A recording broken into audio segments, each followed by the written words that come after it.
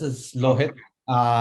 This channel is called Real Estate Experience. This is about experiencing real estate, like real estate, buying real estate, selling, and how to be a best agent, how to be a best broker, and what is the right time to buy. We learn everything in this channel, like waiting for you.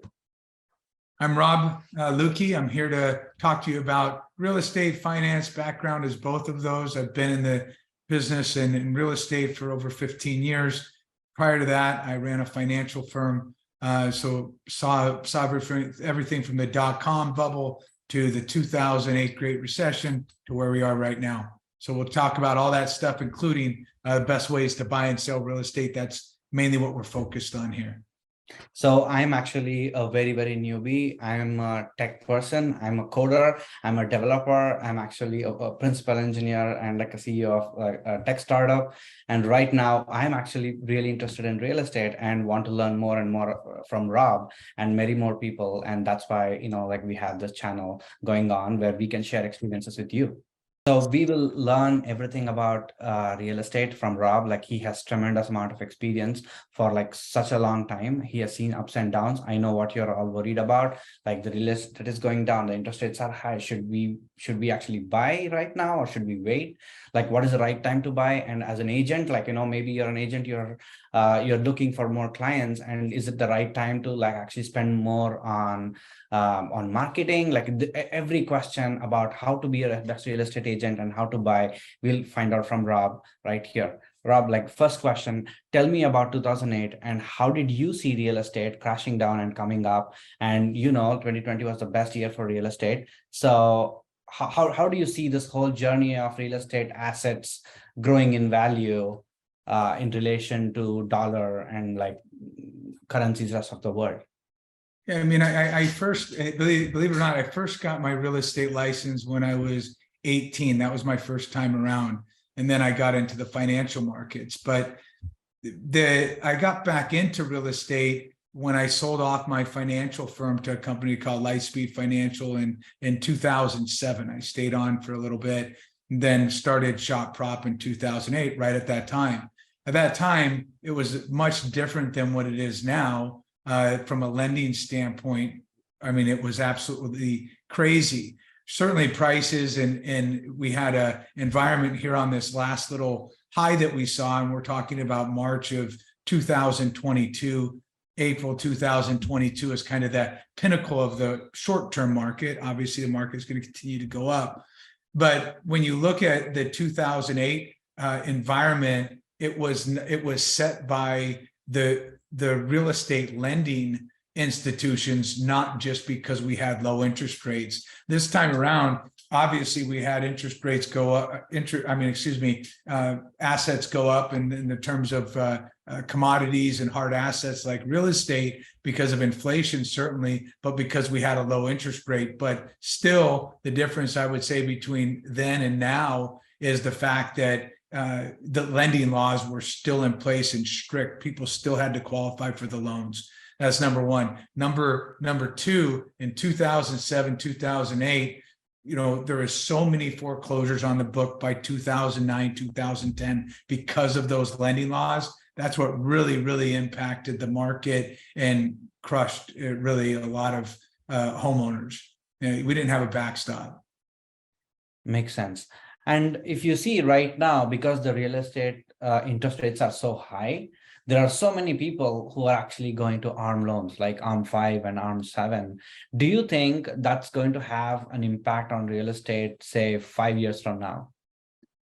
Well, I don't think the fact that people are getting ARMs is going to have an impact, because anybody that's buying real estate right now is extremely qualified and is actually probably more conservative in what they're purchasing than they've been in the past. So I don't see really the fact that they're purchasing with an ARM is going to be a big issue. Obviously, people are doing that because they're thinking that this is a short-term high for interest rates, going to be able to refinance. And what do you think? Do you think it's going to be short-term? Do you think it's going to like affect long-term real estate as well? I think that, I just bought another rental at the end of that last year. So, I mean, my personal opinion is that we're in some kind of short-term trough. I don't know if that's going to take a year to get out of, or 2 or 3 years to get out of. I think it's going to look more like, 90, 91, 92 is what I think. We had high interest rates. We were moving into high interest rates. We had the market stall for a couple of years at that point. Then we had the introduction of the internet that took us out of there. We'll have kind of something like that occur. I'd imagine interest rates are going to come back down at some point, and we're already seeing layoffs and things that happen in the industry. So, I mean, I think we're closer to the bottom than we are to the top at this point. What percentage of people that you see are like are buying short-term real estate right now, like in the last 2-3 months, compared to like long-term real estate, where they want to live in the house for like long term, versus like, I just want to rent it out, or I just want to like sell it in a couple of years? Yeah, I mean, very few people are buying and speculating right now, right? Which is a good sign for a short-term bottom. That's a good sign. Typically, when you see speculation, that's going to be at the top of the market, and we saw a lot of that, obviously, over the last couple of years from all sorts of different people. So, do you think real estate is going to go up in the next 3 years, or do you think it's going to be like straight, or like maybe go down like next? Well, I mean, 3 years as a horizon. Do you still think there is a risk of somebody buying now versus like waiting for another 6 months or 1 year? Well, I mean, there's an old saying, whether you're buying stocks or buying real estate, you don't fight the Fed, right? We didn't fight the Fed on the way up, and we're not going to fight the Fed on the way down. We know the Fed has the idea of getting inflation back to 2 to 3%. That's hard assets. That means that our real estate prices aren't going to most likely go up, if we take that in consideration, are not most likely going to go up by a significant amount over the next few years while this fight's in place. But if you're making 2 or 3% per the Fed, and that's not even, let's say inflation is at 7% right now, 6.5%, let's say even 6% in real terms.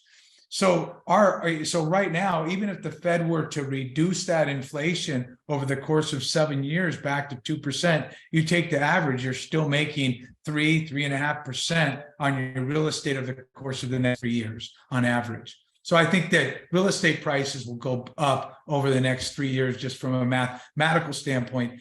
Forget about the short-term swings that you're going to see. Excellent. How do people understand that they can actually negotiate, and how do they talk to their agents and their brokers so that they can actually go ahead and make a purchase at the same time, keeping their monthly payments low when the interest rates are high? Because like everything is relatively sensitive to each other. Like, what would your advice be for like buyers who are actually willing to make a step forward and buy?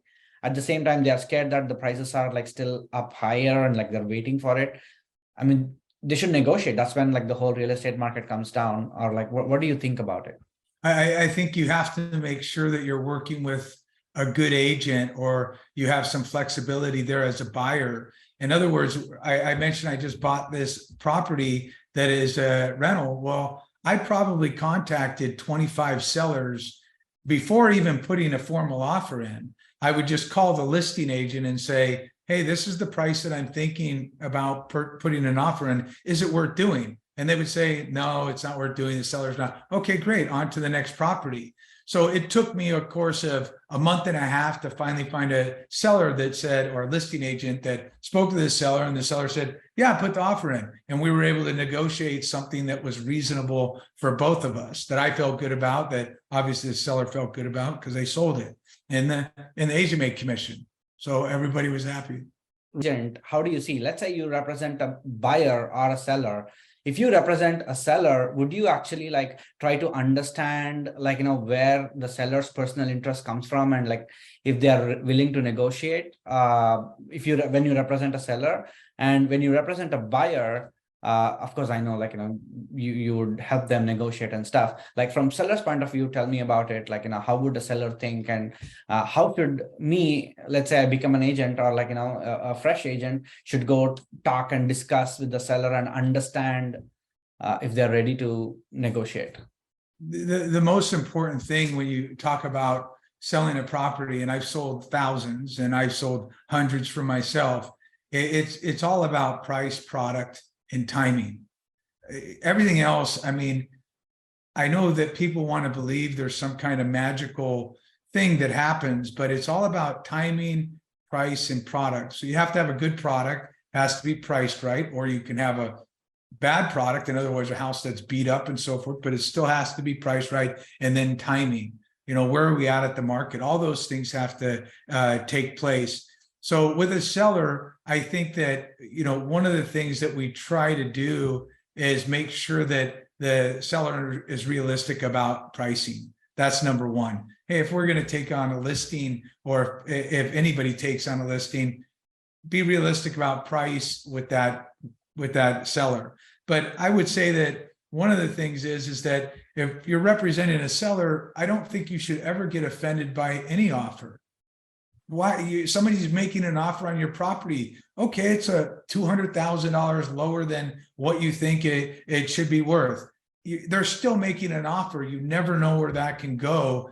I guess I don't get I never get offended when anybody makes any offer on our property or even ask about it. But I mentioned that when I was recently buying that rental, I called agents. I had agents that were upset that I was calling to talk to them about making an offer on their property. One of those agents, I called and I talked about the price. They got extremely offended and then reached out to me 2 months later and said, hey, are you still in the market at that price? There's a lot of good agents out there, but I'm just saying you never get offended, I would say, and let the seller at least see that offer. And most agents do that anyhow. And I also hear that, like, because real estate agents are not comfortable, like talking about a particular offer, they also not take that information to their clients and discuss most of the times. And we have our technology partners, metricrealties.com. The link is above and also in the description, where people can actually go, like agents and brokers, they can actually be best version of themselves and have like the most professional communication, like be transparent to their clients. And they get a website, they get back office, like they get like pretty much everything that you want to run a real estate company. They are our sponsors today. So please sign up on metricrealties.com if you're an agent, you're a broker. That's the right place where you can start your online business and be a digital representation of yourself, and you get your own version of Redfin, to say. Yeah, I mean, I think with Metric Realties, there's a lot of CRMs out there. There's a lot of different things out there in the market. And the beautiful part about that is that if you have a CRM or if you have something that you like and that you use, you still can use it, because Metric Realties offers things that other people don't. We have a ticketing system. Metric Realties has a ticketing system that is unbelievable. They have a place to buy and sell referrals, which a lot of people are right now doing on Facebook, which makes it difficult, right? There's referral networks on Facebook. Hey, I have a referral of XYZ. Why not? Now, the negative part about that is that why not have the ability as a person that has a referral? I had one today. I got a call from somebody in North Carolina. Well, I posted that on Metric Realties. I'll also post it on the Facebook and tell people if they want to bid on it, they can go to Metric Realties. But why don't I want to collect the highest bid plus the best person, right? I mean, I want to be able to see that. That's not what you have on Facebook or a lot of these other things. And there's a lot out there. Yeah. And also, like, the bidding they have is like pretty open, so it will actually help people to understand where they exactly stand. Yeah, exactly. Or etc. Yeah. And coming back to the questions, like, do you see any correlation between real estate and stock market? And right now, like, our stock market has been like very, very low, and it's hitting new lows like every week. And like, how much of correlation do you see between real estate and stock market? And will there be a time where like the stock market like goes up like super fast and real estate is like still slow, and like that will like have a correlation between them, where real estate also goes up when stock market goes up and vice versa? I mean, people say the market is down, right? Correct. So the S&P's off, right? But the Dow's off is at 33, they can close at 33 and, around 33,500. So it's off, 10% from its high. NASDAQ, if you were in heavy into stocks, obviously that's where the majority of people got beat up. But as far as a correlation between real estate and stocks, they correlate because typically speaking, when one is doing well, the other one does well as well, because it's a hard asset and people have extra money when market's going up to invest and so forth.